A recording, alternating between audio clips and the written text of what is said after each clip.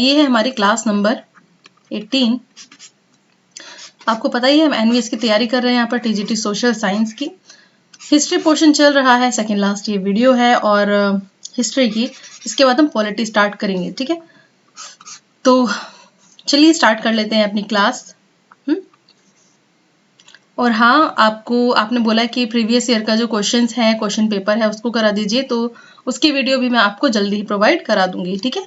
तो world war ये जो टॉपिक है हमारा, काफी इंपॉर्टेंट टॉपिक है और क्वेश्चंस आ सकते हैं और एक्सपेक्टेड है कि इस बार वर्ल्ड वॉर से क्वेश्चंस आए, क्योंकि लास्ट वाले में थोड़े कम क्वेश्चंस देखने को मिले थे। उसमें नाजीवाद से क्वेश्चन आए थे, महामंदी से क्वेश्चन आए थे, बाकी हम जब डिस्कस करेंगे तो वो देख लेंगे। तो वर्ल्ड वॉर 2, वर्ल्ड वॉर 1 हमने कर लिया है। अगर आपने वीडियो अभी तक नहीं देखी है तो प्लेलिस्ट में जाकर आप देख सकते हैं, डिस्क्रिप्शन बॉक्स में मेंशन कर दूंगी। साथ ही एमसीक्यूज की जो सीरीज चल रही है, उस एमसीक्यूज के जो वीडियोज हैं उसकी भी आप लिंक में जाकर उसको चेक कर सकते हैं, ठीक है।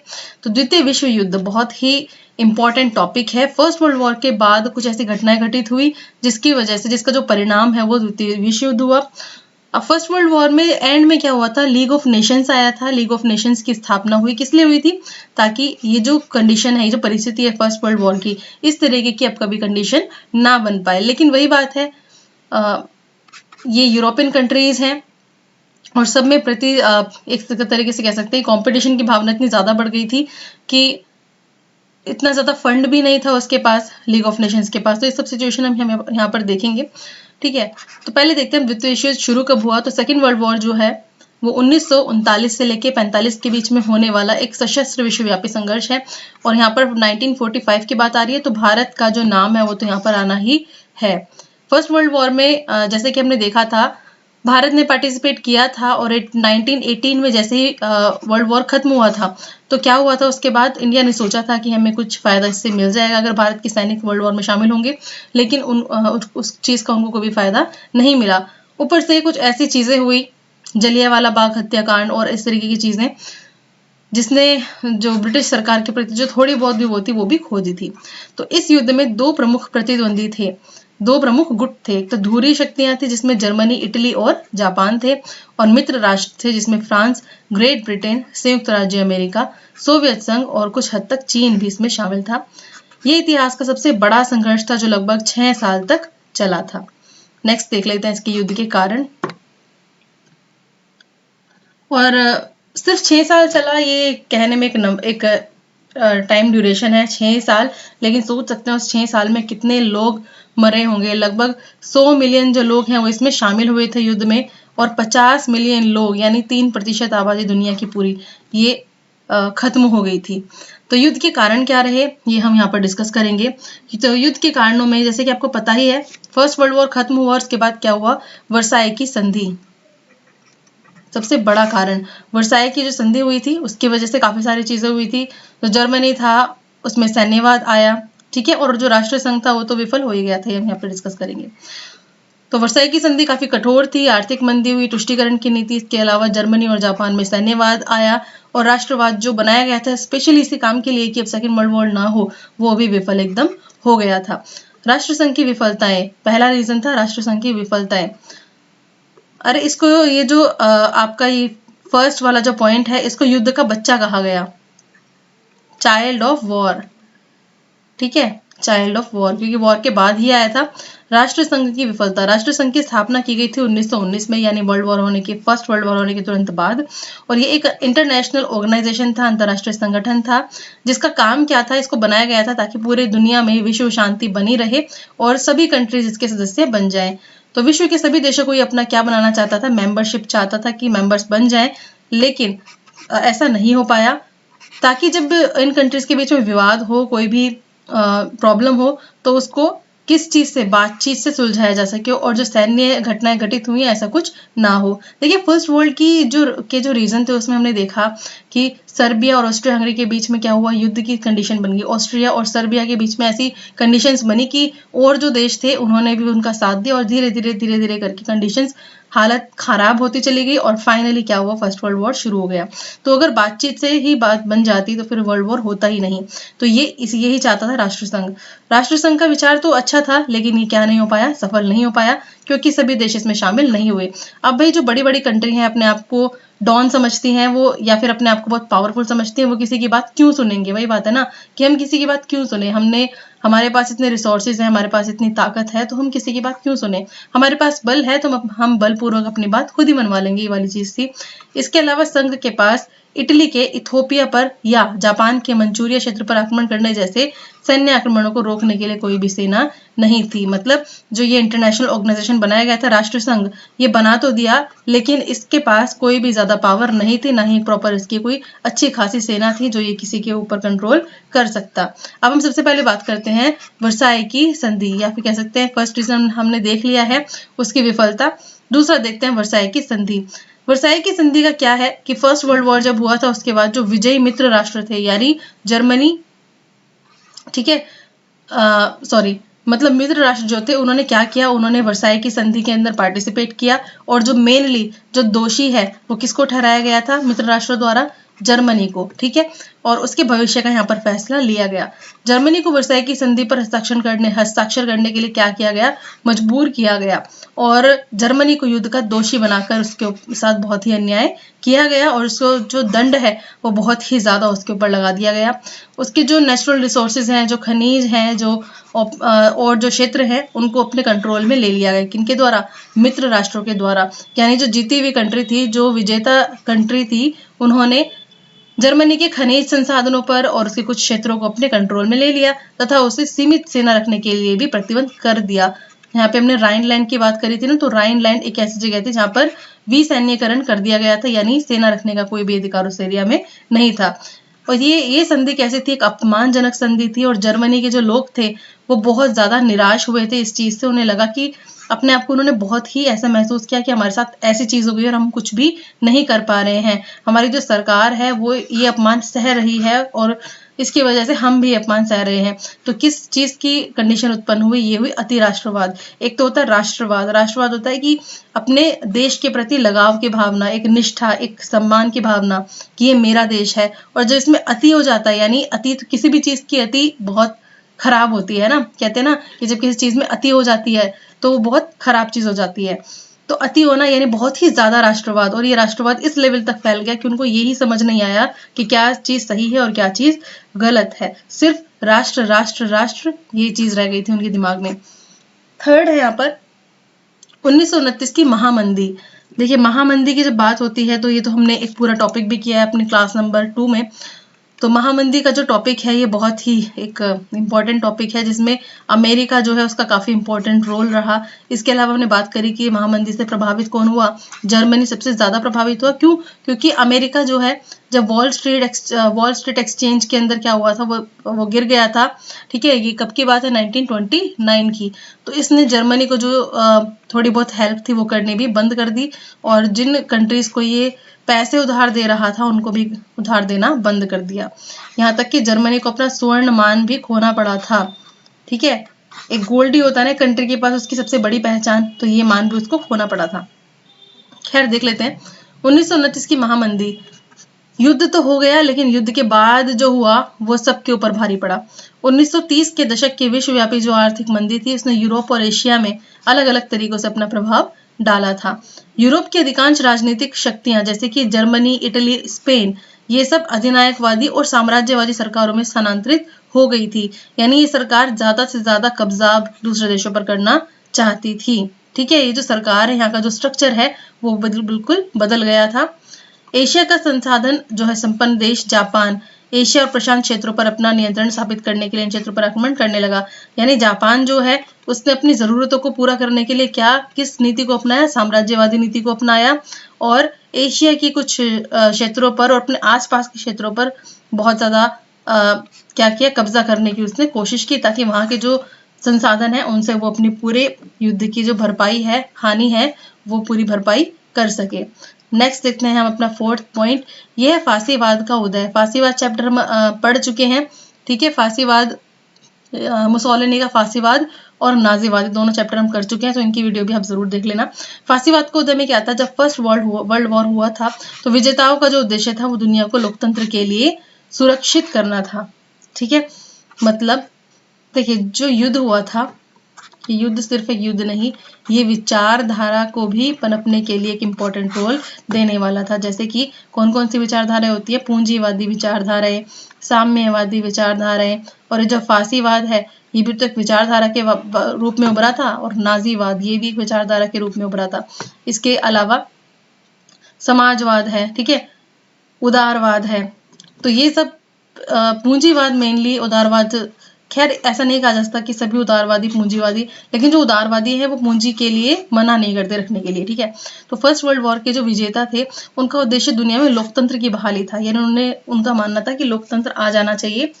युद्ध के बाद क्या हुआ, जर्मनी जिसकी हालत बहुत ज्यादा खराब थी, उसने क्या किया, अन्य देशों की तरह लोकतांत्रिक संविधान को अपनाया। वाइमर गणतंत्र की हमने बात की थी।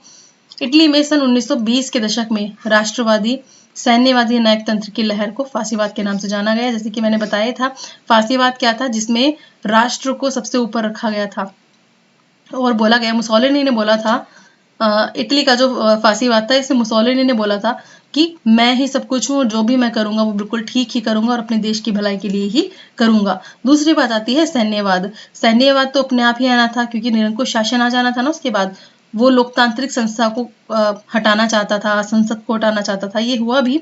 इन कंट्रीज में संसद की कोई इंपॉर्टेंस थोड़ी ना रह गई थी। क्यों? क्योंकि संसद किस चीज का प्रतीक है, उदारवाद का प्रतीक है ना एक तरीके से, या फिर कह सकते हैं लोकतंत्र का प्रतीक है।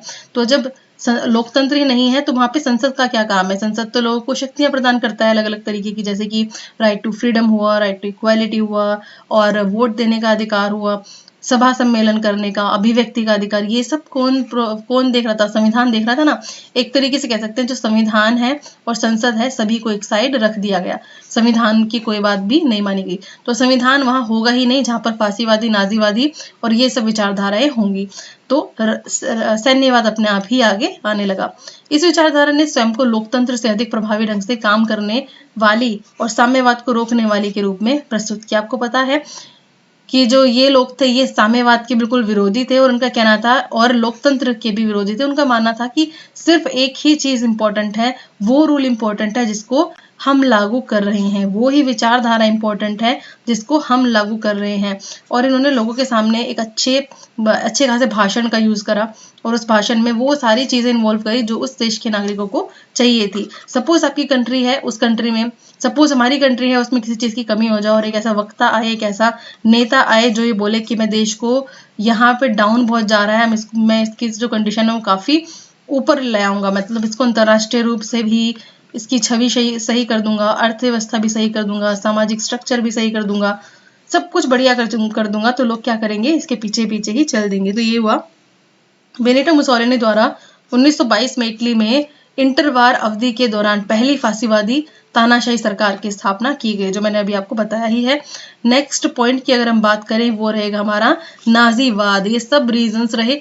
नाजीवाद क्या है भाई? नाजीवाद भी क्या है? विचारधारा है, और जो स्पेशली कौन से कंट्री में उभरी थी? जर्मनी में, ठीक है। तो जर्मन नेशनल सोशलिस्ट पार्टी थी नाजी पार्टी, जिसका जो नेता था कौन था? Adolf Hitler.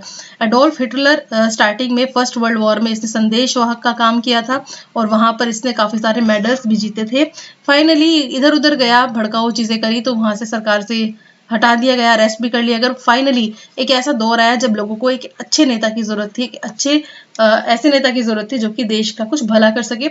तो एडोल्फ हिटलर ने इसी चीज का फायदा उठाया और इलेक्शंस में पार्टिसिपेट किया। दूसरी बार इलेक्शंस में इसका काफी ज्यादा अच्छा प्रदर्शन हुआ और फिर ये सरकार आ गई। तो फांसीवाद की नस्लवादी विचारधारा का प्रचार किया, और इसने मेनली नस्लवाद की बात की थी। नाजीवाद का मतलब था नस्लवाद। इसमें इसने स्वास्तिक का जो साइन है उसका यूज किया था। भारतीय ये एक धार्मिक साइन है, इसको इसने स्वास्तिक के एक साइन के रूप में, मतलब नाजी पार्टी के साइन के रूप में यूज किया था। इसके अलावा इसने अलग तरीके की सल्यूट करना, और इसके अलावा अगर ड्रेस की बात करें तो सैनिकों की ड्रेस भी अलग तरीके की, मतलब कुछ ऐसी कंडीशंस ले आया कि लोगों को इसके ऊपर पूरी तरीके से भरोसा हो गया। हिटलर ने वर्साई की संधि को पलट देने, जर्मनी की समृद्धि की बात करी और कहा कि दोबारा से हमारे देश में क्या होगा? वैभव आएगा, और लोगों के अतिरिक्त लेबेन्सराम यानी रहने की जगह सुरक्षित करने का वादा किया। अब रहने की जगह को एक्सप्लेन करती हूँ अच्छे से।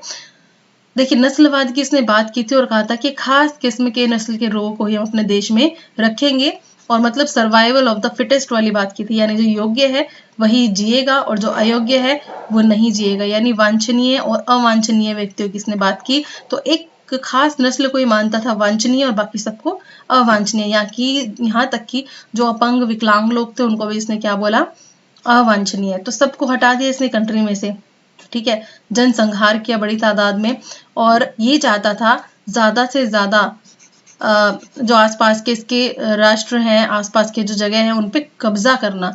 और उस कब्जे का रीजन क्या था, ताकि मैं अपनी अच्छी नस्ल को रहने की जगह ज्यादा से ज्यादा प्रोवाइड कर सकूं, और वहां के लोगों को हटा देना चाहता था और अपने लोगों को जिसको ये चाहता था वहां पे बसाना चाहता था। फिर था, ये क्वेश्चन पूछा जा सकता है आपसे एग्जाम में, लेबेनस्ट्रॉम क्या था, ये था एक रहने की जगह, ठीक है। नेक्स्ट है हमारा, हिटलर वर्ष 1933 में जर्मन चांसलर बना, जो मैंने आपको बताया था अभी, ठीक है। हिटलर जो है वर्ष 1933 में जर्मन चांसलर बना। उसने आगे चलकर खुद को एक तानाशाह भी स्थापित कर दिया था, मतलब बना दिया था। नाजी शासन ने वर्ष 1941 में स्लाव, यहूदियों और हिटलर की विचारधारा के दृष्टिकोण से हीन समझे जाने वाली अन्य तत्वों या कह सकते हैं अन्य नस्लों के खिलाफ युद्ध शुरू किया था। नेक्स्ट हम देखेंगे कि अगला क्या है यहाँ पर। तो यहाँ पर हमारा 6 पॉइंट रहने वाला है तुष्टीकरण की नीति। तो तुष्टीकरण का मतलब क्या होता है ये हमें यहाँ पर ध्यान से समझना है। तो हिटलर ने क्या किया था, खुले तौर पर वर्साई की संधि का उल्लंघन किया था। देखिए एक टाइम ऐसा है जब उसने कहा था कि हम कुछ भी पे नहीं करेंगे, हम कुछ भी चीजें नहीं करेंगे, हमारे पास पैसा नहीं है, तो इस तरह की चीज उसने बोल दी थी। तो जर्मनी की सेना और हथियारों का गुप्त रूप से निर्माण उसने शुरू किया। मतलब उसने ये सोचा कि मैं अपने राष्ट्र के निर्माण में यहाँ क्यों हर्जाना भुगतूं, मैं तो अपने राष्ट्र के लिए सेना एक गठित करूंगा और सेना में ज्यादा से ज्यादा पैसा लगाऊंगा। तो हिटलर की गतिविधियों के बारे में ब्रिटेन को और फ्रांस को भी पता था, ये इंपॉर्टेंट पॉइंट है। ब्रिटेन और फ्रांस को भी पता था इस बारे में, लेकिन उन्हें लगा कि मजबूत जर्मनी ही एक ऐसा राष्ट्र हो सकता है जो रूस के साम्यवाद के प्रसार को रोक सकता है। क्योंकि साम्यवाद जो विचारधारा है ये तो पूरे तरीके से उदारवादी पूंजीवादी विचारधारा के अगेंस्ट था ना। तो यही बात थी। इन दोनों ने पार्टिसिपेट इसलिए नहीं किया इसको रोकने में जर्मनी को, क्योंकि रूस की जो विचारधारा है उसका प्रसार हो रहा था और ये दोनों नहीं चाहते थे कि इस विचारधारा का प्रसार हो सके। तो इसने सोचा जर्मनी दूर से बैठे हुए हम चीजें देखते रहेंगे तो ठीक है ना, क्या दिक्कत है। जर्मनी जो है रूस के साम्यवाद का विरोध कर रहा था और ब्रिटेन और फ्रांस इस चीज को देख रहे थे, लेकिन उन्होंने कुछ भी नहीं कहा। तुष्टीकरण की नीति का मतलब एक तरीके से अलग रहे थे वो, ठीक है। तो इस तुष्टीकरण का म्यूनिख समझौता यानी सितंबर 1938 में एक प्रमुख उदाहरण है। इस समझौते में क्या हुआ था, ब्रिटेन और फ्रांस ने जर्मनी को चेकोस्लोवाकिया के उन क्षेत्रों में प्रवेश करने की अनुमति दे दी थी। किसने अनुमति दे दी थी, ब्रिटेन और फ्रांस ने। किसको अनुमति दे दी थी, जर्मनी को वहां आने के लिए अनुमति दे दी थी जहां जर्मन भाषी लोग रहते हैं। जर्मनी ने वादा भी किया था कि वह शेष चेकोस्लोवाकिया या किसी अन्य देश पर आक्रमण नहीं करेगा। किसने बोला था, जर्मनी ने। लेकिन जर्मनी द्वारा मार्च 1939 में इस वादे को तोड़कर चेकोस्लोवाकिया पर आक्रमण कर दिया गया। इसके बाद ब्रिटेन और फ्रांस द्वारा सैन्य कार्यवाही तब भी नहीं की गई, ठीक है। नेक्स्ट देखते हैं अब इसकी कुछ प्रमुख घटनाएं थी वर्ल्ड वॉर की, वो देख लेते हैं। स्टार्टिंग होती है यहाँ पर अंतरराष्ट्रीय तनाव की स्थिति से। हमें पता है यूरोप में काफी सारी चीजें उस वक्त चल रही थी, सरकार की उठापटक चल रही थी, कोई सी सरकार आ रही है, कोई सी सरकार जा रही है, विचारधाराएं अलग तरीके से थी, कंट्री की अर्थव्यवस्था खराब थी, सभी यूरोपियन कंट्रीज की बेरोजगारी बहुत ज्यादा थी, मुद्रा की समस्या हो रही थी। तो ऐसे में क्या हुआ, अंतरराष्ट्रीय तनाव की स्थिति बनी। देखिए कुछ और रीजन देखते हैं। स्पेनिश गृह युद्ध हुआ, जर्मन और ऑस्ट्रिया का संघ बना और हिटलर द्वारा सुडेनटेनलैंड पर कब्जा किया गया और चेकोस्लोवाकिया पर आक्रमण भी किया गया। तो ये जो 3 वर्ष थे वो इस चीज को बढ़ाने के लिए रिस्पॉन्सिबल थे। दूरी और मित्र राष्ट्रों के बीच में संबंध अब क्या होने लगे थे, बिगड़ने लगे थे। जर्मनी द्वारा 1 सितंबर 1939 को पोलैंड पर आक्रमण, इसलिए कहते हैं ना कि अगर किसी व्यक्ति के लिए हमारे दिल में, हमारे मन में द्वेष भावना आ जाती है, घृणा भावना आ जाती है, तो कह सकते हैं कि वो घृणा भावना हम दिखाते हैं कि खत्म हो गई है, लेकिन जैसे ही वो व्यक्ति फिर से कोई ऐसा काम करेगा तो वो घृणा जो भावना है वो उसका हाईएस्ट लेवल ले आएगी, ठीक है, और वो किसी और चीज में ही उसका वो चीज देखने को मिलेगी। तो जर्मनी द्वारा 1 सितंबर 1939 को पोलैंड पर आक्रमण के 2 दिन बाद ब्रिटेन और फ्रांस ने जर्मनी के खिलाफ युद्ध की घोषणा कर दी। इस घटना ने द्वितीय विश्व युद्ध की शुरुआत को ही हवा दी थी। दोबारा से देखते हैं, जर्मनी द्वारा पोलैंड पर आक्रमण किया गया 1939 में, और इसके 2 दिन बाद ही फिर क्या किया, ब्रिटेन और फ्रांस ने जर्मनी के खिलाफ युद्ध छेड़ दिया। अब कब तक उसको देखते रहते, तो ये चीजें अब ज्यादा टाइम तक चलने वाली नहीं थी। इसके अलावा हम बात करेंगे वाक युद्ध। वाक युद्ध का मतलब क्या होता है, फौनी वार। ठीक है, इसमें क्या था कि यूरोप का जो टाइम है, यूरोप जो है वो युद्ध के लिए तैयार नहीं था, मतलब वो चाह रहा था कि युद्ध टल जाए। ठीक है, कुछ महीनों तक ये सब चीज चलती रही, कुछ महीनों तक चीजें शांत चलती रही, एक दूसरे को देखे जा रहे हैं। ठीक है, और इस शांति वाला जो टाइम है, ये जो शांति वाला टाइम है, कुछ महीनों का ये टाइम, और इसी अवधि को क्या कहा गया, वाक युद्ध। ठीक है, देखिए यूरोप का जो युद्ध है, यूरोप में जो युद्ध हुई उससे पहले कुछ महीनों तक बिल्कुल शांति बनी रही, उस शांति वाले युग को ही वाक युद्ध की संज्ञा दी गई है। लेकिन इस वक्त क्या हो रहा था, इस वक्त युद्ध नहीं हो रहा था, लेकिन युद्ध की तैयारी जारी रही। ठीक है, लेकिन कोई भी सैन्य संघर्ष नहीं हुआ, यानी सैनिक एक्टिविटी नहीं हुई, बहुत ही कम हुई। ठीक है, और कोशिश की गई कि जो यूरोपियन जो नागरिक हैं उनके जो उनको सिक्योर किया जा सके, क्योंकि सब लोग पहले से ही जानते थे कि ये जो चीजें हुई हैं बहुत ज्यादा खराब हुई हैं, और हम दोबारा से इस चीज को रिपीट करना नहीं चाहते। ठीक है, नेक्स्ट हम देखेंगे यहाँ पर रिबेनट्रॉप की संधि। रिबेनट्रॉप की संधि। ठीक है, अब यहाँ पर हम हिटलर की बात करेंगे। हिटलर जो है उसने कौन से 1939 में किस पर आक्रमण किया था, पोलैंड पर आक्रमण किया था। ठीक है, ये उसने डिसाइड कर लिया था कि वो आक्रमण करेगा ही करेगा।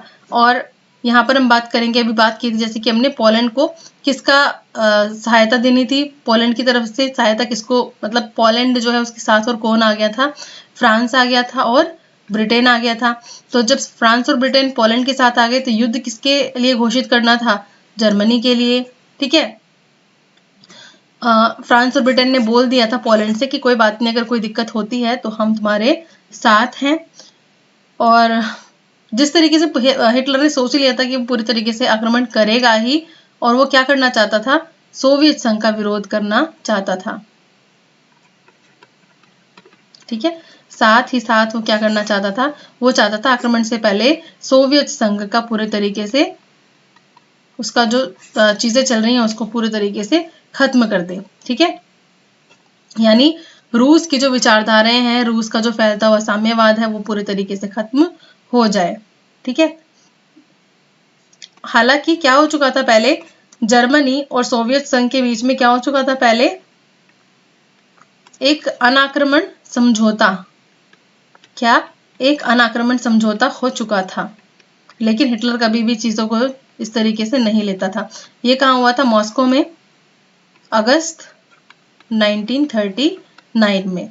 ठीक है, अब अगर हम नेक्स्ट देखें तो नेक्स्ट कुछ घटनाएं और थी, जैसे कि शीतकालीन 1940 का टाइम।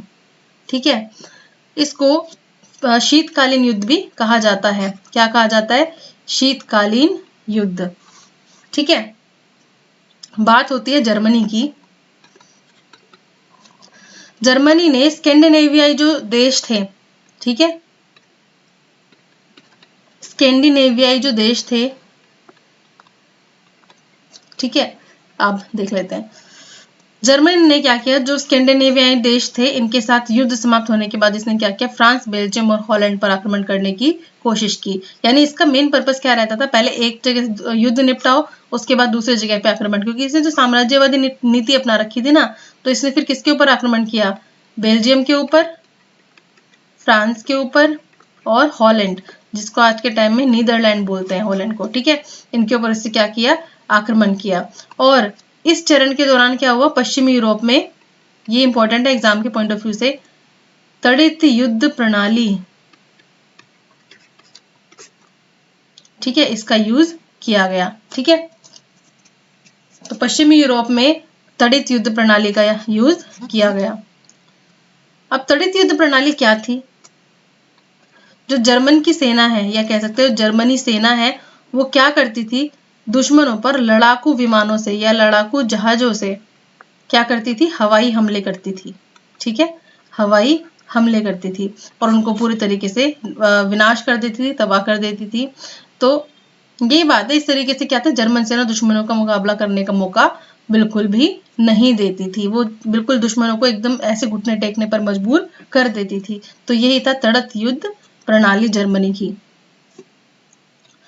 इसके बाद जर्मनी ने साइन किया किसके साथ, फ्रांस के साथ। एक था फ्रांसीसी विची। ठीक है, तो फ्रांस की सरकार थी, फ्रांसीसी विची के कंट्रोल में, इसके साथ इसने युद्ध विराम पर साइन किया। ठीक है, क्या, युद्ध विराम पर सिग्नेचर किया। और ये तरीके से कठपुतली सरकार थी। ठीक है, नेक्स्ट देखते हैं अब हम। अरे एक चीज तो रह गई, फ्रांस हो गया ना, तो इसने फ्रांस पे आक्रमण किया और फ्रांस के बाद अब किसकी तरफ ये बढ़ने वाला था, अब ये बढ़ने वाला था ब्रिटेन की तरफ, क्योंकि इसकी तो नीति थी एक जगह से युद्ध करो, वहां से युद्ध जीतो, फिर दूसरी जगह चले जाओ, युद्ध हारो या जीतो लेकिन फिर दूसरी जगह पर पहुंच जाओ। मतलब ये आगे बढ़ता रहता था, किसी न किसी युद्ध में लगा ही रहता था। फिर आता है यहाँ पर ब्रिटेन पर जर्मनी का आक्रमण। ठीक है, ब्रिटेन पर जर्मनी का आक्रमण 1940 की ही ये बात है। तो ब्रिटेन पर आक्रमण कब किया, जुलाई से सितंबर में। ठीक है, 1940 की ये बात है। और लगातार ये क्या करता रहा, जर्मनी ब्रिटेन के ऊपर आक्रमण करता रहा और पूरी तरीके से जो लड़ाई थी ये हवा में लड़ी गई लड़ाई थी। और ये ऐसी होने वाली पहली लड़ाई थी, हवा में लड़ी जाने वाली पहली लड़ाई ये थी। ठीक है, अब क्या किया जर्मनी ने, जब हवा से लड़ाई कर रहा है, भाई हवा में जहाजों के थ्रू ये लड़ाई कर रहा है, तो इसने क्या किया, वहां के कारखानों पे, शहरों पे, इन सब पे उसने हमला करना शुरू किया। लेकिन रॉयल एयरफोर्स, इसने काफी एफर्ट किया और इन जगहों को नष्ट होने से बचा लिया। फाइनली क्या हुआ, फाइनली जर्मनी ने ब्रिटेन पे आक्रमण के लिए जो अपनी योजनाएं हैं उनको थोड़े टाइम के लिए क्या कर दिया, पोस्टपोन कर दिया। ठीक है, क्या कर दिया, पोस्टपोन कर दिया। क्यों, क्योंकि उसको लग रहा था कि मुझे अभी थोड़ा टाइम यहाँ पे शांत रहना चाहिए। तो जर्मनी ने ब्रिटेन पे जो हमले करे थे उसके बाद, इसके बाद ये थोड़े टाइम के लिए शांत बैठ गया। तो ये सब चीजें क्या है, एक तरीके से सामने वाले को टीज करने वाली बात है कि हाँ हमले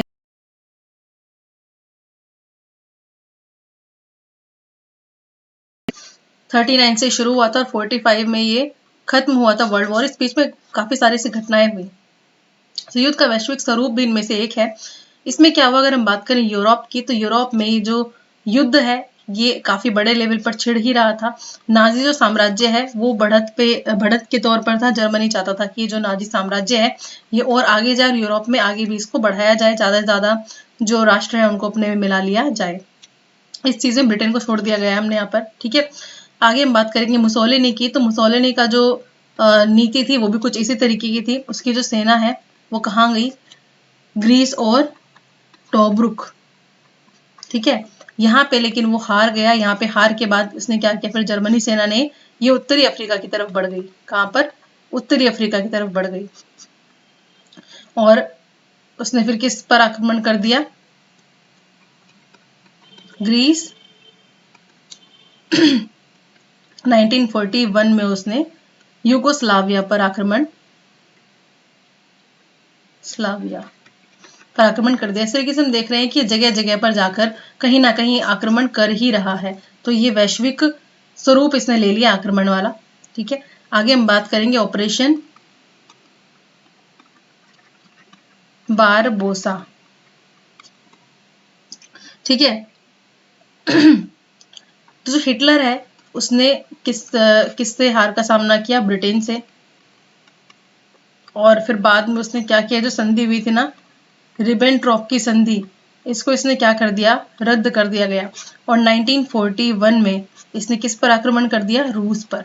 तो यही तो वर्ल्ड वॉर था ना, वर्ल्ड वॉर 2, जब एक कंट्री क्या कर रही है, कभी किसी पर आक्रमण हो रहा है, फिर वो कंट्री दूसरे पर आक्रमण कर रही है। तो यही तो वर्ल्ड वॉर की स्थिति बनी हुई है ना। तो 1941 में क्या हुआ, आक्रमण कर दिया। इसके अलावा जीत लिया इसको, कुछ क्षेत्र को जीता। सेबेस्टोपोल को इसने अक्टूबर तक जीत लिया था, यानी अक्टूबर के एंड तक इसने इस एरिया को जीत लिया था। और इस एरिया के बाद ये कहाँ बढ़ने वाला था, अब ये मॉस्को में आगे बढ़ने वाला था। ठीक है, मतलब एक जगह जीतने के बाद अब ये दूसरी जगह की तरफ बढ़ गया। नेक्स्ट हम बात करेंगे दिसंबर में जो रूस है उसने भी पलटवार किया। ठीक है, और शीत का टाइम चल रहा था ना ये, तो उसने बसंत ऋतु तक आते आते क्या किया, पूर्वी मोर्चे पर अपनी कमांड संभाल ली। किसने, रूस ने भी। नेक्स्ट हम बात करेंगे अब पर्ल हार्बर। पर्ल हार्बर तो पर्ल हार्बर में क्या हुआ, जो जापान है ना उसके ऊपर अमेरिका ने कुछ प्रतिबंध लगा दिए थे। कैसे, व्यापारिक प्रतिबंध। तो इन व्यापारिक प्रतिबंधों से वो परेशान हो गए और फाइनली जापान ने 7 नवंबर 1941 को क्या किया, हवाई एक जगह है, यहाँ पर एक अमेरिकी नौसेना है और यहाँ पर यहीं पर था पर्ल हार्बर। ठीक है, तो अमेरिकी नौसेना पर्ल हार्बर पर इसने क्या किया, आक्रमण कर दिया या फिर हमला कर दिया। ठीक है, तो जापान ने किसके ऊपर हमला किया, पर्ल हार्बर पर हमला किया। और ये जो चीज थी ये वर्ल्ड लेवल पर अब आगे बढ़ने लगी थी, वैश्विक लेवल पे आगे बढ़ने लगी थी और वैश्विक लेवल पर संघर्ष अब इस चीज को लेकर शुरू हो गया था। कुछ दिनों बाद जर्मनी जो है उसने अमेरिका के विरुद्ध युद्ध छेड़ दिया था। ठीक है, तो लड़ ही रहे हैं सब आपस में एक दूसरे से, क्योंकि जर्मनी जापान तो एक ही साथ थे ना। नेक्स्ट है, जापान ने क्या किया, जब पर्ल हार्बर पर हमला किया था ना उसके एक सप्ताह बाद ही, यानी एक वीक के बाद ही क्या किया, और कौन कौन सी जगह पर हमला किया, फिलीपींस पर हमला किया, इसके अलावा बर्मा पर हमला किया और उसके अलावा हांगकांग पर भी हमला कर दिया, है ना। तो ये इस तरीके से युद्ध का पैटर्न था, इस तरीके से युद्ध आगे बढ़ा।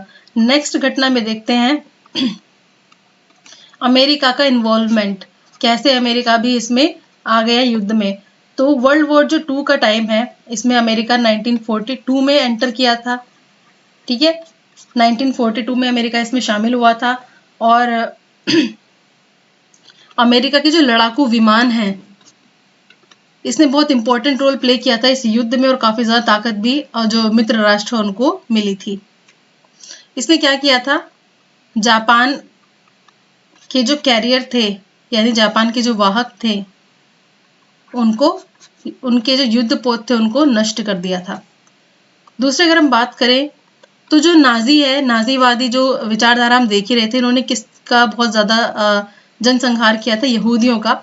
तो इस चीज से अमेरिका बहुत ज्यादा खफा था और इसलिए इसने क्या किया, अमेरिका ने इन अपराधों का बदला लेने की कोशिश करी। ठीक है, और फिर ये भी युद्ध में कूद पड़ा। उसका मेन रीजन यही था कि लड़ाकू विमान इसने अपने बहुत ज्यादा प्रोवाइड करवा और काफी ज्यादा हेल्प भी मिली और यहूदियों को मारा जा रहा था नाजीवादी विचारधारा के तहत, इसलिए अमेरिका ने सोचा कि मुझे भी इस युद्ध में अब आना पड़ेगा। जर्मनी की पराजय, अगली महत्वपूर्ण घटना क्या है, जर्मनी की पराजय। 1942 की बात है। ठीक है, मिड आ गया था लगभग और जो ब्रिटिश सेना है यानी जो ब्रिटेन की सेना है उसने उत्तरी अफ्रीका पे और स्टालिनग्राद, ठीक है, यहां पर इसने कार्यवाही करनी शुरू करी। किसने, ब्रिटेन ने। और फाइनली जर्मनी ने आत्मसमर्पण कर दिया। फरवरी 1943 में स्टालिनग्राद में सोवियत संघ के सामने किसने समर्पण कर दिया, जर्मनी ने। किसके सामने, सोवियत संघ के। जब हम जर्मनी पढ़ेंगे ना हिटलर, तो उसमें वर्ल्ड वॉर का कुछ एक पार्ट है, उसमें और ज्यादा चीजें अच्छे से क्लियर होंगी। यहाँ पे समझ लीजिए जो जर्मनी है उसने वो आगे बढ़ ही रहा था, जैसा कि पता है वो सोवियत संघ से युद्ध में पूरी तरीके से लगा हुआ था करने में, और स्टालिनग्राद एक जगह है, यहाँ पर फाइनली जर्मनी ने आत्मसमर्पण कर दिया। ठीक है, और ये जर्मनी सेना की सबसे पहली बड़ी हार थी यहाँ पर। ठीक है, इसके अलावा उत्तरी अफ्रीका में और इटावली सेना यानी इटालियन जो सेना है, उन्होंने भी मित्र राष्ट्रों के सामने क्या कर दिया था, आत्मसमर्पण कर दिया था। यानी ये वो टाइम आने लगा था 1943 पर, जब इनके जो दूरी राष्ट्र है वो मित्र राष्ट्रों के सामने क्या करने लगे थे, आत्मसमर्पण करने लगे थे अलग अलग मोर्चों पर। तो यही चीज हुई यहाँ पर। रूस को यहाँ पर सेना में बढ़त मिल रही थी, मतलब वो क्या कर रहा था, वो अब काफी इसकी सेना अच्छे से काम कर रही थी, सही जा रही थी। और इसके अलावा 21 अप्रैल अगर बात करें इंपॉर्टेंट डेट की, तो 21 अप्रैल 1945 में जो सेना है रूस की वो बर्लिन तक पहुंच गई। बर्लिन क्या थी, जर्मन की राजधानी है, जर्मनी की राजधानी। तो राजधानी पहुंचना बहुत बड़ी बात होती है, राजधानी पहुंच गई इसका मतलब जीत लिया है। तो रूस जो है 1945 में 21 अप्रैल 1945 में बर्लिन पहुंच गई थी, जो कि जर्मनी राजधानी थी। और हिटलर ने, हमने बात करी थी जब हिटलर की, जर्मनी का चांसलर था हिटलर, इसने 30 तारीख को, ठीक है, क्या कर लिया, खुद को ही गोली मार ली, अपनी पूरी फैमिली के साथ इसने क्या कर लिया, आत्महत्या कर ली थी। और मुसोलिनी जो है, मुसोलिनी जिसने फांसीवाद को बहुत बढ़ावा दिया था इटली में, तो मुसोलिनी को इटली के देशभक्तों द्वारा पकड़ लिया गया और उसको भी फांसी दे दी गई। यानी जो लोग इटली के अंदर ये सब चीजें कर रहे थे, देशभक्ति एक्टिविटीज कर रहे थे, मुसोलिनी के खिलाफ थे, उन्होंने इसको पकड़कर उन्होंने भी फांसी इसको दे दी। ठीक है, तो फाइनली क्या हुआ, फाइनली ये हुआ, मेनली जो युद्ध खत्म हुआ था तो जर्मनी की वजह से हुआ था। जर्मनी ने 7 मई को कोई भी शर्त नहीं रखी और क्या कर दिया, आत्मसमर्पण कर दिया। ठीक है, बड़ी बात थी बहुत। और इसी दिन को अगले दिन ही यूरोप में किस चीज के रूप में मनाया गया, विजय दिवस के रूप में मनाया गया। ठीक है, और इस तरीके से युद्ध जो है वो समाप्ति के कगार पर आ गया, क्योंकि अब कोई किसी के ऊपर युद्ध नहीं कर रहा, तो अपने आप ही युद्ध क्या हो जाएगा, समाप्त हो जाएगा। सिंपल सी बात है। ठीक है, अब इसमें एक चीज और होनी है समाप्त होने के लिए, परमाणु हमला। यहां से क्वेश्चन तो आ ही जाता है और आपको पता भी होना चाहिए। परमाणु हमला हुआ और युद्ध की समाप्ति हुई। देखिए, सभी को पता है जापान जो है वो मित्र राष्ट्रों पे युद्ध करने के लिए या फिर उनके ऊपर हमला करने के लिए बहुत सारी योजनाएं जब बना रहा था, तो बहुत बड़ी उस पैमाने पे इसने लड़ाई की और बहुत ज्यादा लोगों का नुकसान किया, इसमें बहुत ज्यादा लोग मरे भी थे। उस वक्त अमेरिकी राष्ट्रपति कौन थे, अमेरिकी राष्ट्रपति, ये क्वेश्चन आ जाता है कि उस वक्त अमेरिकी राष्ट्रपति कौन था, हैरी ट्रूमैन। ठीक है, तो क्या हुआ, हैरी ट्रूमैन ने बोला कि एक्सेप्टेंस दे दी, यानी मंजूरी दे दी अमेरिका को कि ठीक है, जापान के खिलाफ अगर बमबारी करना चाहते हो तो कर सकते हैं। और ये खैर एक बहुत ऐसा डिसीजन था जिसकी वजह से जापान को बाद तक भी भुगतना पड़ा था। तो परमाणु हमले की तैयारी हो रही थी, परमाणु हमले की बात होने लगी थी और 1942 में इस चीज को पूरी तरीके से मंजूरी दे दी गई थी। ठीक है, और ये जो हमला हुआ है कब हुआ, 6 अगस्त, ये डेट आपको याद रखनी है, 6 अगस्त 1945 को जापान के शहर, कौन से शहर पर, हिरोशिमा पर परमाणु हमला किया गया, बम गिराया गया। और उसके 3 दिन बाद, कितने दिन बाद, 3 दिन बाद कहां पर गिराया गया, नागासाकी में। ठीक है, तो डेट है 6 अगस्त 1945 को जापान के हिरोशिमा शहर पर परमाणु हमला किया गया और 3 दिन बाद ही नागासाकी शहर पर, जापान के ही नागासाकी शहर पर फिर से बम गिराया गया। तो इस तरीके के जो हमले हुए, वैसे तो किसी भी देश ने इस चीज को वो नहीं किया, एक्सेप्ट नहीं किया, सामना, ये चीज अभी तक हुई ही नहीं थी। तो ये जो चीज हुई, परमाणु हमला इतना बड़े लेवल का, इतना भारी तबाही इससे हुई थी कि जनरेशंस इफेक्ट हुई थी इससे, मतलब जापान की आने वाली जो जनरेशन थी उनको भी काफी ज्यादा नुकसान झेलना पड़ा। इस तरीके के हमलों का कोई भी देश तो सामना कर ही नहीं सकता था, बहुत बड़े लेवल का ये हमला था। और फाइनली जापान ने भी 14 अगस्त को क्या कर दिया, आत्मसमर्पण कर दिया। जर्मनी ने आत्मसमर्पण कर दिया, इटली ने आत्मसमर्पण कर दिया और फाइनली जापान ने भी आत्मसमर्पण कर दिया। और इसके जापान के आत्मसमर्पण करने के बाद ही वर्ल्ड वॉर 2 जो है वो खत्म हो गया। कोई रीजन ही नहीं बचा था ना वॉर होने का, जब वॉर कोई करेगा ही नहीं तो वो कोई बात ही नहीं रही। अब इसके अगर हम परिणाम देखें, द्वितीय विश्व युद्ध के परिणाम, तो जन धन का अत्यधिक विनाश हुआ था, बहुत ज्यादा नुकसान हुआ था, काफी लोग इसमें मरे थे। शक्ति संतुलन का हस्तांतरण हुआ था, अब तक जो शक्ति थी वो जर्मनी का, जो अगर बात करें जर्मनी एक ही तरीके से आगे बढ़ती जा रही थी, अब उसका हस्तांतरण हुआ शक्ति का, और शक्ति जो है वो सोवियत रूस के पास चली गई, अमेरिका के पास चली गई। ठीक है, संयुक्त राष्ट्र संघ की स्थापना हुई, इंपॉर्टेंट था। वर्ल्ड वॉर के बाद महत्वपूर्ण परिणामों में से एक है संयुक्त राष्ट्र संघ की स्थापना होना। तो संयुक्त राष्ट्र चार्टर मानव जाति की आशाओं और आदर्शों को सुनिश्चित करता है और इसमें शांति बनाए रखने की बात कही गई है।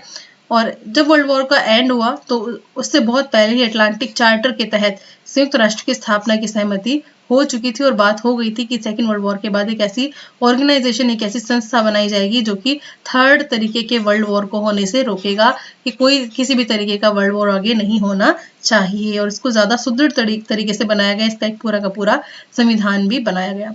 शीत युद्ध की शुरुआत, शीत युद्ध की शुरुआत का मतलब है जब देखा हमने शक्ति जो है पूरे तरीके से अलग अलग थी, लेकिन अब शक्ति का मेन सोर्स कौन होने वाला था। शांति संधि स्थापित हुई और जर्मनी के पॉट्सडैम में एक सम्मेलन का आयोजन हुआ और हिटलर के साथ युद्ध में शामिल देश जो थे, हारे हुए देश जिनको हार का सामना करना पड़ा था, शामिल हुए। जर्मनी और उसकी राजधानी बर्लिन को 4 भागों में बांट दिया गया। ठीक है, कितना बड़ा नुकसान किया ना हिटलर ने। इसकी जो राजधानी थी बर्लिन जर्मनी की, उसको 4 पार्ट्स में डिवाइड कर दिया गया और ब्रिटेन, संयुक्त राज्य अमेरिका, फ्रांस और सोवियत संघ द्वारा उनको नियंत्रित किया गया। तो सोचो वहां के नागरिकों की क्या हालत हुई होगी। नई महाशक्तियों का उदय, यानी नई पावर्स आई। अब जो महाद्वीप है उनमें शक्तियों का देखने को मिला, महाशक्तियों के रूप में ब्रिटेन और फ्रांस ने अपनी स्थिति को खो दिया था। और अब जो मेन पावर थी, मेन जो रिसोर्स थे शक्ति के, या कह सकते हैं सोर्स थे, वो थे अब संयुक्त राज्य अमेरिका और यूएसएसआर यानी सोवियत संघ। ठीक है, ब्रिटेन और फ्रांस में शक्तियां घट गई थी बिल्कुल। ठीक है, क्योंकि वो तो उनका जो टाइम था वो इतना सही नहीं चल रहा था, लेकिन अमेरिका और यूएसएसआर सोवियत संघ बहुत ही बड़ी एक पावर के रूप में सामने आए। उपनिवेशीकरण की शुरुआत। उपनिवेशकरण का मतलब होता है जब एक कंट्री दूसरी कंट्री पर क्या कर लेती है, अपना कंट्रोल कर लेती है, उसको अपना उपनिवेश बना लेती है, उसके आर्थिक, राजनीतिक और सामाजिक कोई भी स्ट्रक्चर हो उसके ऊपर पूरी तरीके से अपना कंट्रोल कर लेती है। तो अब उपनिवेशीकरण यानी इसका उल्टा होने लगा, उपनिवेशवाद अब खत्म होने लगा। ब्रिटेन और फ्रांस के विभिन्न घरेलू और बाहरी समस्याओं से जूझने लगे ये दोनों ही कंट्री, और जब इनके पास अपना ही काम करने के लिए पैसा नहीं बचा तो ये उपनिवेशकों कहाँ से चलाएंगे, वही चीज थी। तो इन दोनों ही देशों का अपने उपनिवेश पर से नियंत्रण अब खत्म हो गया था। इस प्रकार युद्ध के बाद अफ्रीका और एशिया के बहुत सारे जो देश थे वो उपनिवेशवाद का इनमें अंत हो गया। ब्रिटेन की तो बात करें तो भारत पर भी तो कंट्रोल कर रखा था ना, जब 1945 के टाइम में चीजें बदली तो ब्रिटेन ने फिर भारत को आजादी दे दी थी। नेक्स्ट हम बात करेंगे संयुक्त राष्ट्र संघ की स्थापना। ये तो शायद हमने देख लिया है ना। संयुक्त राष्ट्र संघ की स्थापना हो गया है। यहाँ पर हमने शीत युद्ध भी देख लिया है और हम बात करेंगे अब नई विश्व आर्थिक व्यवस्था की। ये इंपॉर्टेंट है यहाँ पर। ठीक है, नई विश्व आर्थिक व्यवस्था। इसमें क्या हुआ, ब्रिटेन द्वारा, ठीक है, एक इसको याद रखना है, ब्रिटेन वुड्स सम्मेलन हुआ। क्या हुआ, ठीक है, ब्रिटेन वुड्स सम्मेलन और संयुक्त राष्ट्र मौद्रिक और वित्तीय सम्मेलन, यानी कह सकते हैं कि यूनाइटेड नेशंस का जो मॉनेटरी और फाइनेंशियल कॉन्फ्रेंस है, ये इस तरीके की कॉन्फ्रेंस थी। और 1 से 22 जुलाई 1944 तक इसमें कितने देश जुड़ चुके थे, 44 देश प्रतिनिधि इसके बन चुके थे, इस सम्मेलन में शामिल हुए। ठीक है, 44 देश शामिल हुए इस सम्मेलन में, ये क्वेश्चन पूछने लायक है। ठीक है, और जो वर्ल्ड लेवल पे जो जो चीजें चल रही हैं, खराब हालत चल रही है कंट्रीज की, इस ब्रिटेन वुड्स सम्मेलन में ये वाली बात सामने रखी गई। और अर्थव्यवस्था का किस तरीके से पुनर्निर्माण किया जाए, इस टॉपिक पर बात की गई। इसके लिए किस चीज की स्थापना हुई? IBRD। ठीक है, अंतरराष्ट्रीय बैंक है ये, एक अंतरराष्ट्रीय बैंक जो कि कंट्रीज की हेल्प करेगा, इसकी स्थापना की गई। और साथ ही जो अमेरिकी डॉलर है, क्या है?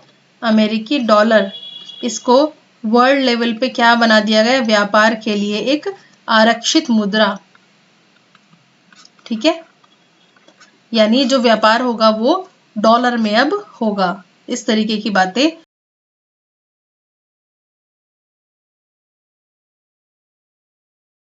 सेकेंड वर्ल्ड वॉर जैसे ही खत्म हुआ तो उसके बाद काफी चीजें बदली और शीत युद्ध का आरंभ हुआ। शीत युद्ध एक ऐसा टाइम था जब ये युद्ध एक ऐसा युद्ध नहीं था जिसमें कि विचारों का युद्ध एक तरीके से कह सकते हैं।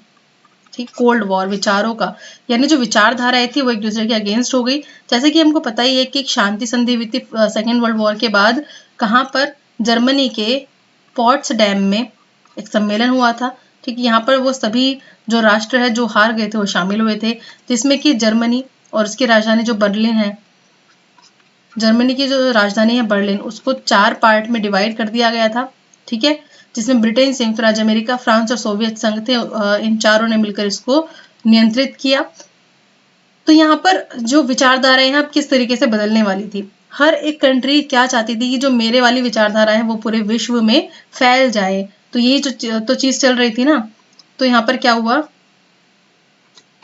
3 पश्चिमी सहयोगी और सोवियत संघ, ठीक है, इनके बीच में चीजों को लेके बहुत ज्यादा डिफरेंसेस आने लगे। 3 कौन थे? इसमें था ब्रिटेन, अमेरिका और फ्रांस, ये एक साथ थे, और सोवियत संघ एक साथ अलग। ठीक है, तो सोवियत संघ और इन तीनों के बीच में, यानी 3 पश्चिमी सहयोगी और सोवियत संघ के बीच में कुछ चीजों को लेके मतभेद हुआ और कुछ चीजों की असहमति हुई, जिसका परिणाम क्या हुआ? जर्मनी जो है 2 भागों में बांट लिया गया। ठीक है, पूर्वी जर्मनी जिसमें किसका रूल था? कम्युनिस्ट सरकार का, यानी सोवियत संघ का, और पश्चिमी जर्मनी जहां पर एक लोकतांत्रिक सरकार थी या फिर लोकतांत्रिक राज्य था। तो ये जो प्रॉपर था, ये बंटवारा नहीं, ये विचारधारा का बंटवारा था। ठीक है, जब वर्ल्ड वॉर, हमारे कोर्स में नहीं है वर्ल्ड वॉर, लेकिन आपने वर्ल्ड वॉर सॉरी हमारे कोर्स में शीत युद्ध नहीं है, लेकिन जब आपने शीत युद्ध पढ़ा होगा तो उसके रीजंस वगैरह में ये सब चीजें देखी होंगी कि जब सेकेंड वर्ल्ड वॉर में पूर्वी जर्मनी और पश्चिमी जर्मनी में डिवाइड हो गया था जर्मनी, जिसमें एक तरफ तो कम्युनिस्ट साम्यवादी सरकार बनी थी और दूसरी तरफ सरकार बनी थी लोकतांत्रिक सरकार। तो इन दोनों को लेकर इन 2 खेमे बन गए थे और इन दोनों खेमों ने ही अलग अलग राष्ट्रों को अपने खेमे में मिलाने की कोशिश की और कुछ संधियां भी हुई, कुछ एक एग्रीमेंट्स भी हुए। ठीक है, तो बहुत ज्यादा एक फिर से एक ऐसी कंडीशन आ गई थी, ऐसा लग रहा था कि थर्ड वर्ल्ड वॉर की सिचुएशन आ जाएगी, बट ऐसा नहीं हुआ। पर जो शीत युद्ध है वो काफी ज्यादा इंपॉर्टेंट टॉपिक है, हमारे एनवीएस में नहीं है, पर हाँ थोड़ा सा इसकी नॉलेज होनी चाहिए। तो विचारधारा थी साम्यवादी विचारा। अब जो पूर्वी जर्मनी है या फिर सोवियत संघ है वो अपनी विचारधारा को फैलाने में चीजें करने लगा, और जो पश्चिमी जर्मनी की सरकार थी, लोकतांत्रिक सरकार, वो कहती थी कि हमारी लोकतांत्रिक सरकार ज्यादा अच्छी है, और ये कहते थे कि हमारी साम्यवादी सरकार जो है वो ज्यादा अच्छी है। तो समाजवादी और लोकतांत्रिक विचारधारा के बीच में, लोकतांत्रिक विचारधारा कहीं ना कहीं पूंजीवाद से रिलेट करती है, तो ये पूंजीवादी स्ट्रक्चर को प्रमोट कर रहा था। ये 3 देश, ब्रिटेन, अमेरिका और फ्रांस, और जो सोवियत संघ है वो अपनी समाजवादी विचारधारा को प्रमोट कर रहा था। तो इस चीजों को लेके आगे बहुत टाइम में कॉन्फ्लिक्ट देखने को मिला।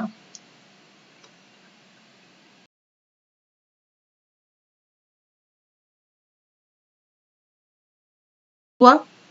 और अगर हम भारत के एस्पेक्ट में अगर बात करें कि भारत का इस वर्ल्ड वॉर 2 के साथ क्या इंपॉर्टेंट रोल रहा, तो ये रहा कि जो ब्रिटिश साम्राज्य था उसमें पूरी तरीके से खलबली मच गई थी और ब्रिटेन की हालत अब खराब हो चुकी थी, उसको काफी ज्यादा नुकसान हुआ था, जिसकी भरपाई करने के लिए वो देख तो रहा था उपनिवेशों की तरफ, लेकिन वहां के हालात अब ऐसे हो चुके थे कि उपनिवेश अब काफी स्ट्रोंग हो गए थे, बहुत लंबे समय से आंदोलन चलते आ रहे थे, तो उस वजह से सरकार को उन्होंने कहीं ना कहीं कमजोर कर दिया था।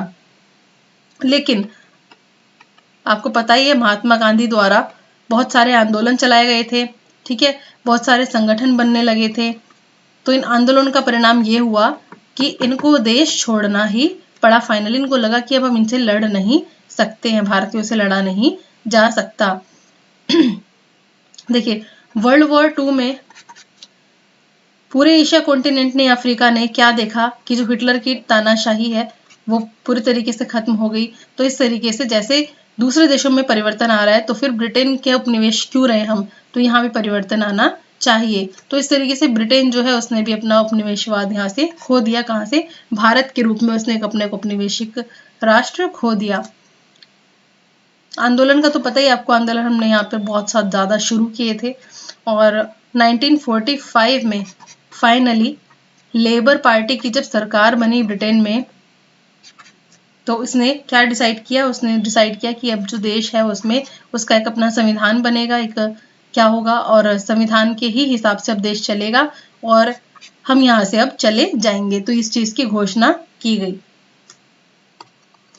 और इसे मेन चीज थी समानता की बात की गई थी। एक क्वेश्चन यहाँ पे बन सकता है कि लेबर पार्टी जो थी इसके जो पीएम बने थे यानी प्रधानमंत्री बने थे जिन्होंने घोषणा की थी, कौन थे? ये थे क्लीमेंट एटली, ठीक है। तो इनकी घोषणा के बाद फिर जो है प्रक्रिया शुरू हुई बाद में। तो ये थी आज की वीडियो और वर्ल्ड वॉर 2 हमने फिनिश कर लिया है। नेक्स्ट वीडियो आएगी यूएनओ पर, ठीक है, ये यूनाइटेड नेशंस के ऊपर वीडियो आएगी और इसको ध्यान से देखना वीडियो को, इसमें से क्वेश्चंस जरूर बनेंगे, एग्जाम में जरूर ही क्वेश्चन आते हैं, चाहे कोई भी एग्जाम हो, संयुक्त राष्ट्र संघ से तो क्वेश्चन आना ही आना है। तो यहाँ से लेबर पार्टी इंपॉर्टेंट हो जाता है और क्लीमेंट एटली नाम ये आपको याद रखना है। तो हमने वर्ल्ड वॉर 2 के कुछ इंपॉर्टेंट जो भी घटनाएं थी वो यहाँ पर देख ली है, इसके प्रभाव देख लिए हैं, कारण देख लिए हैं, और यही सिर्फ यही यहाँ पर इतना इंपॉर्टेंट था, बहुत ही ज्यादा डीपली पढ़ने की इसको जरूरत नहीं है, इतना काफी है। तो ये थी आज की वीडियो और मेरे साथ बने रहिए, चैनल को कर लीजिए सब्सक्राइब और मिलते हूँ आपसे अपने नेक्स्ट वीडियो में। और हाँ, प्रीवियस ईयर का जो क्वेश्चन पेपर है उसको मैं 1-2 दिन के अंदर आपको करा दूंगी, तो बिल्कुल भी टेंशन लेने की जरूरत नहीं है। So thank you so much for watching this video.